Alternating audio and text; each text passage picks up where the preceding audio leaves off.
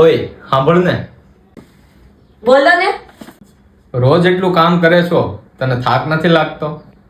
થાક તો લાગે, પણ શું કરવું? આમ પણ લગ્ન પછી ઘરની વહુને જ બધું કામ કરવાનું હોય છે અને એ સંસારનો નિયમ છે. કેમ એવું? ખબર નહીં, પણ એવું જ હોય. ચાલ આજે હું તને કામ કરાવું. ના ના, હવે તમે મને કામ કરાવો ને બાર મમ્મી બેઠા છે જોવે તો કેવું લાગે? હા તો મમ્મી બહાર બેઠા હોય તો શું છે? ખરાબ લાગે. હવે તને એટલો બધો વાંધો હોય તો લેને હું જ મમ્મી હારે વાત કરી લઉં. મમ્મી, હા બોલ, શું છે? મમ્મી કઈ એવો નિયમ છે કે લગ્ન પછી ઘરની વહુને જ ઘર કામ કરવું પડે? ના, એવો કોઈ નિયમ નથી, પણ લગ્ન પછી વહુ છે ને સાસુની માથે જ બધો ભાર લઈ લે છે. આ તો તમે ન કરાવી શકો, પણ હું કરું તો તમને કઈ વાંધો નથી ને? તારું ઘર, તારું કામ, તારી બાય, તારે જે કરવું એ કર. લે, હવે તો મમ્મીની પરમિશન લઈ લીધી. બોલ, હવે કરાવું?